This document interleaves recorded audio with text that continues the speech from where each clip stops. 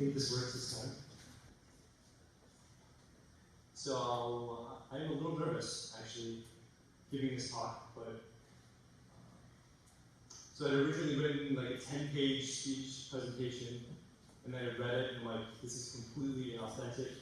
It's all about me getting laughs, so I threw it in the garbage, and I didn't know what the hell I was going to talk about. So this morning I took a walk in the woods, and I think I got something.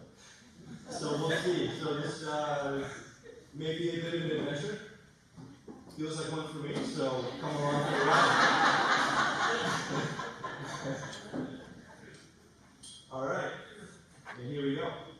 So Nicole and I, so you guys just heard about Nicole.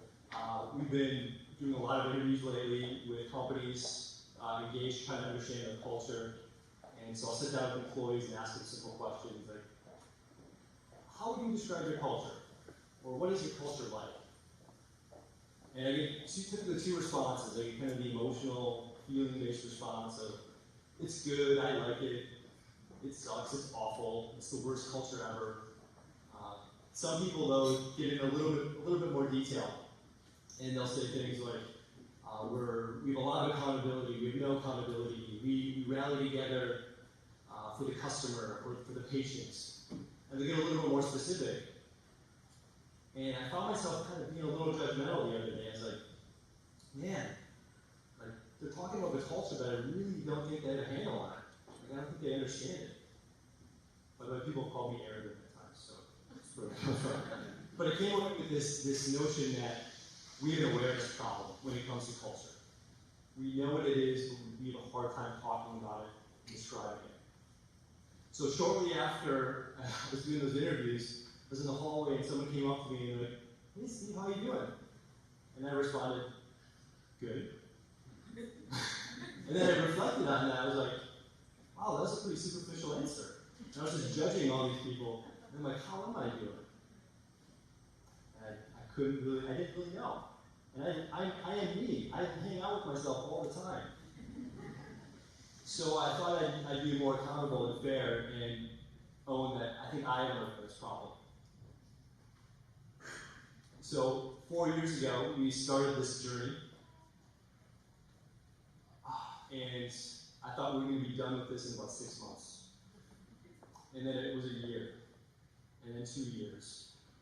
And I found there was a lot of testing, a lot of development, and more testing and more development. And it tested my patience. And I had more time on my hands than I thought. So I was talking with Melissa, probably about a couple of years ago, and we decided to get more intentional about our own culture and our business. You know, after all we do, that's what we deal with. So we should do it ourselves.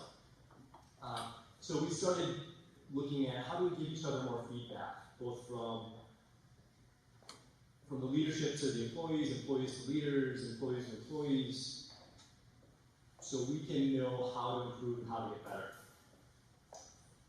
Well, around the same time, I was reflecting on my life, and I realized I think I probably looked pretty good. I had a young family, 3 kids, beautiful wife, and yeah, successful business. We had a cool new R&D project we're running, but I didn't feel like things were right. I felt some discontent, but I didn't know why. I had no idea why. And I felt like there was something wrong with me. So we started giving each other feedback. And I'm going to share with you some of the feedback I received. We will start with maybe some of the good stuff. So first, I love this one. Your creative ideas are energizing, Steve. Keep bringing it. You bring the energy, I love it. I'm like, okay, I'll take that. Then I like that you try to make things better. It's pretty decent too. Next, you're too focused on the future. Start pulling your weight. Now it's a little surprising to me. So I thought that's what I needed to do, focus on the future. So I was a little defensive around that. Maybe in denial. Then, this one hurt. I don't feel like you value me as a person. And then, of course, I push that one away. I'm like, well, maybe you just need to figure out how to value yourself. It's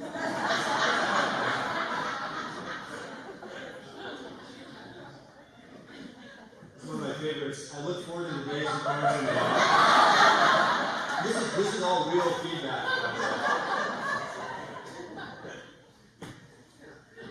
So, needless to say, I had some work to do. But then I got probably the toughest feedback of my life. I'm not sure if I love you. I'm not sure if I can.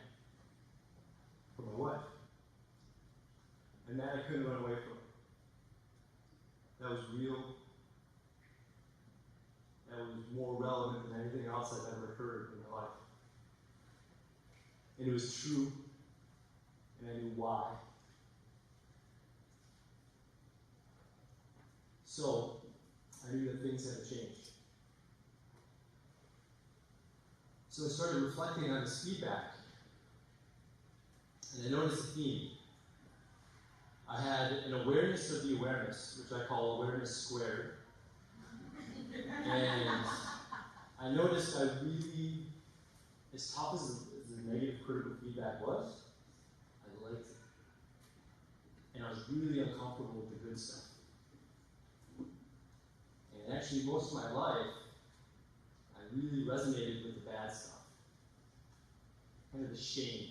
I'd almost seek it out. Like it was my friend, my buddy. And I didn't know why. But I had this conflict with shame and love. I really liked shame and I was drawn to it.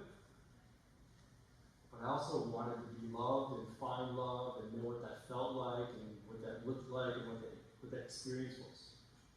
Now the crazy thing is, I had like a ton of friends and family that loved me. But I was really uncomfortable with that. It was like I couldn't handle it. So I knew I had this relationship with shame that I wanted to figure out. I wanted to know what it meant.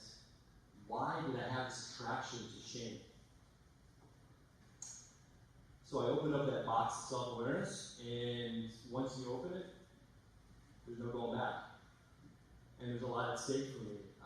Most importantly, my relationship with my wife, my kids, and actually probably even this business. And that journey I started, I wouldn't even be standing here if I didn't take it. So I met a few people on my journey, because once you're on that path, the universe has this way of putting people in your life that you just need to meet, and you need to know. And the first person I met was this lady named Amy Walensky, who's not here tonight.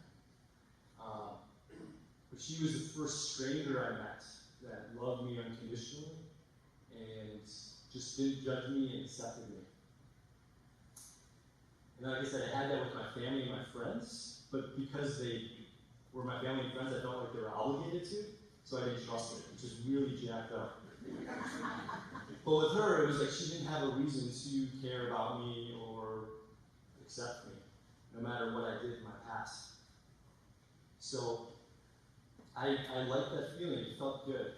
And I started to see some of the positive qualities that I had. Then I met 3 other people. So Russ Sells, are you in the room? I think he is. Yeah, in the back there. So he introduced me, along with Tad Campana, to a group of 3 people. First guy's name is Don White. And he's a straight shooter. He's an old, crotchety guy, but he's clearing as hell. And he tells you like it is. And the other 2, Tommy Barton and his daughter Rissa. And they drove this philosophy into me.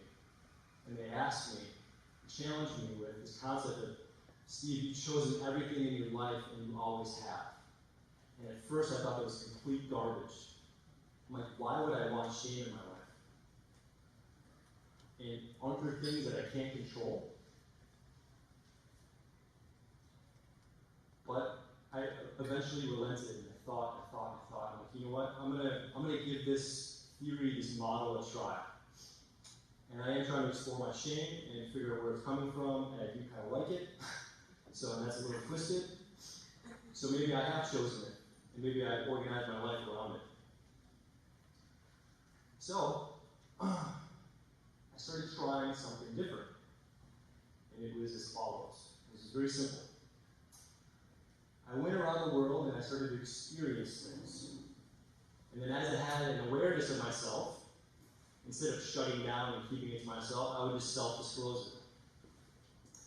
So a very simple process, but for me it was really tough to do because I grew up with a family therapist, and I was trained as a family therapist. So what do? You get other people to talk about themselves, and you avoid talking about yourself. Except for my sister. She didn't have that. But that was my thing. So an example of this, actually a recent example, I was out of town, and I was on the phone with my wife, and we were in the middle of a conflict, and I felt really, it was time to hang up, and I felt really uncomfortable, and I was like, okay, I'm feeling this, and like, cool, I had this need to know that you're okay. So I just verbalized it. And then as soon as I said it, the question came to mind of, Steve, are you okay? And then the immediate answer was, no, I'm not. And then the tears came. And then I started feeling. And it felt good. And things started changing for me.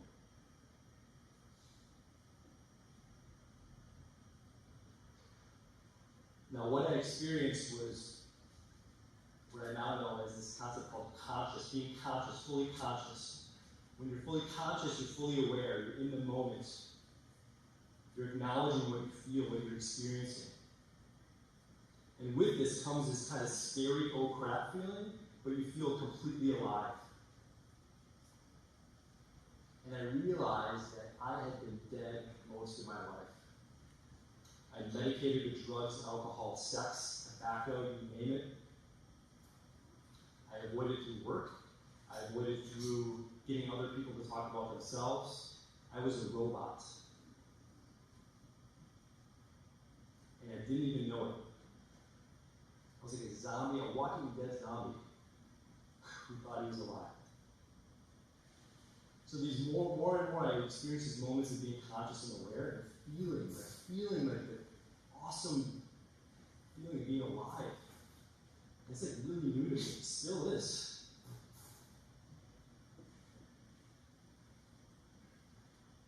So with that, fully aware, fully alive. And in those moments, I start living with intention. I start actively choosing what I'm doing versus what I'm not doing, and understanding why I'm doing it. Another thing I noticed is I had this undercurrent of fear in my life that I wasn't even aware of. And this fear was centered around two things. Actually, one concept, two different ways. That fear was around being loved. And then, I was afraid that if someone loved me, that I'd have to start looking at myself and loving myself. And that might sound really cliche, but for me, that was a really big deal. And I was scared to death out of it. I had a guy that once was just talking with me, and he just looked at me in the eye, and I couldn't even look at him. Like, what the hell, man, back off. And I had no idea why I was uncomfortable until I recognized this. I'm deeply insecure, deeply afraid of intimacy. So, I'm going to back up a little bit.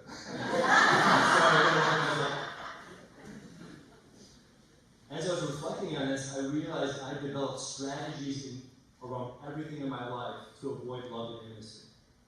Around every aspect. I've been doing this my whole life from a little kid on. And it went a little bit like this.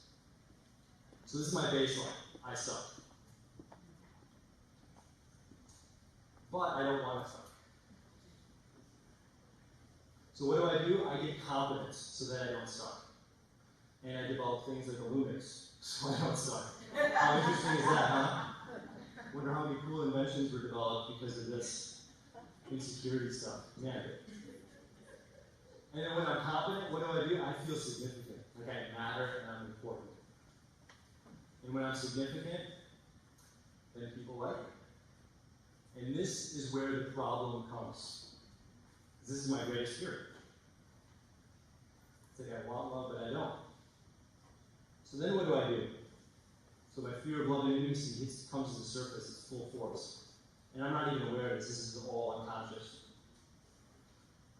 So I do three things. I withdraw. Someone gets too close, I pull away. Number two, I criticize if that doesn't work. And I've been an a-hole to my sister for years because she loves me more intensely than a lot of people. And when that doesn't work, I prove to people why I'm not worthy of love. And I self-sabotage the living daylights out of myself. Hoping that I'll be rejected so I don't have to deal with my fear. Pretty crazy stuff, huh? Yeah.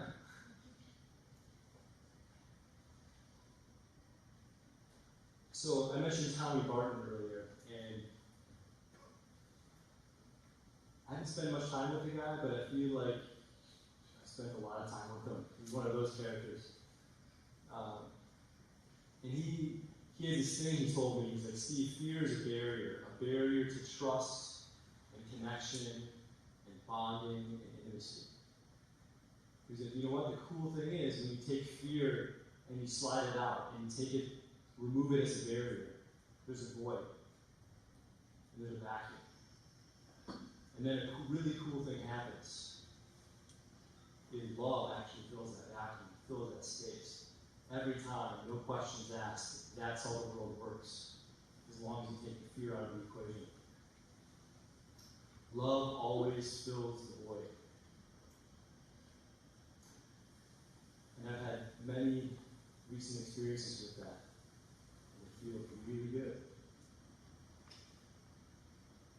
So today, actually a while back, I made a commitment to pursue awareness. Actually, I'm going to restate that I want to aggressively pursue awareness for three reasons. I want to increase the choice I have. The more I know about myself and others, the more choice I have around my behavior, which translates to more flexibility.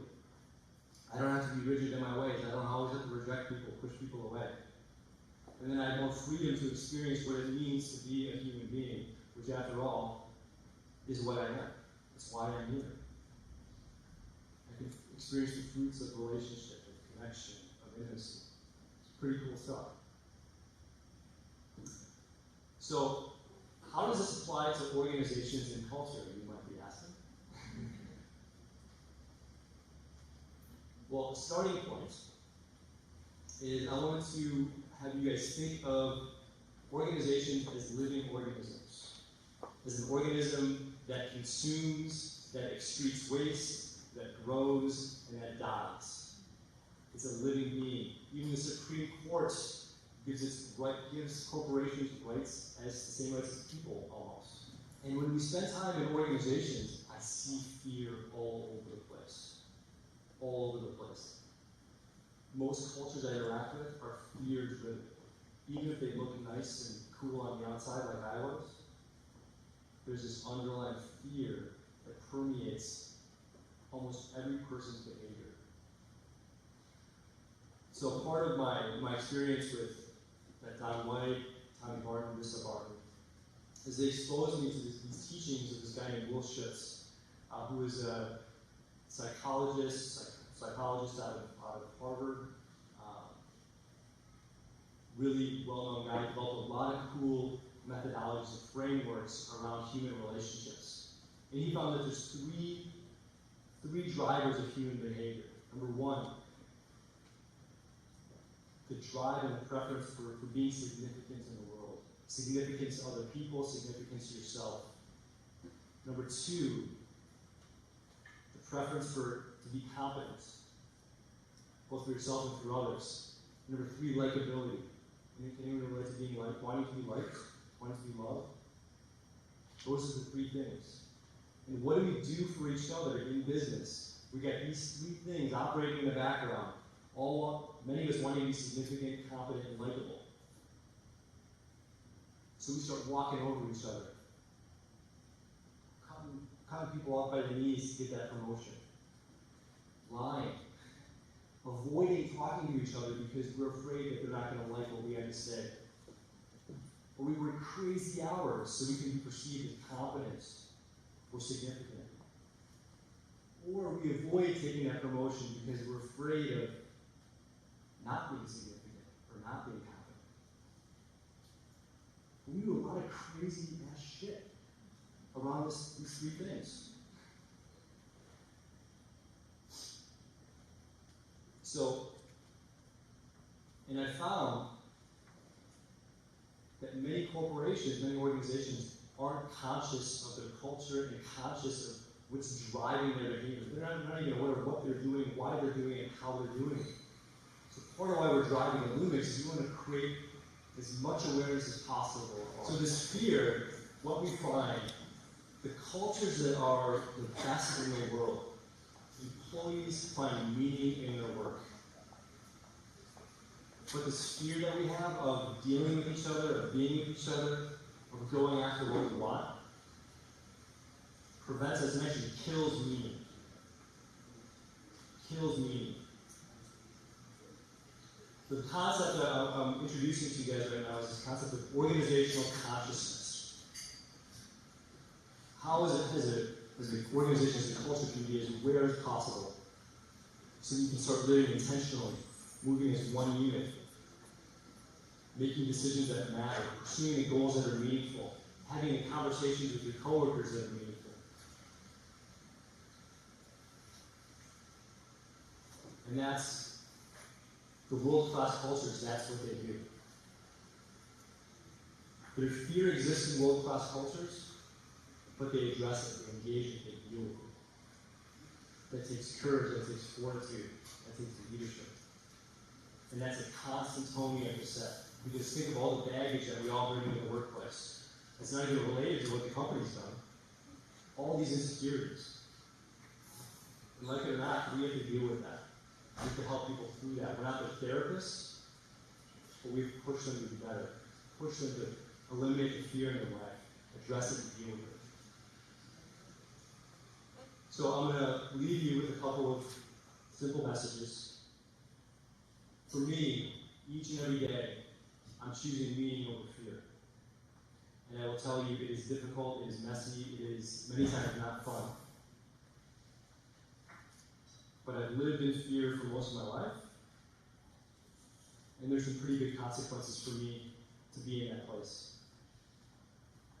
And the cool thing is when you have the courage to address fear in the workplace or in your own personal life, meaning is a natural end result of that. So I encourage you guys today, each and every moment, every minute, every interaction, be a meaning maker. And that's what's going to drive your culture,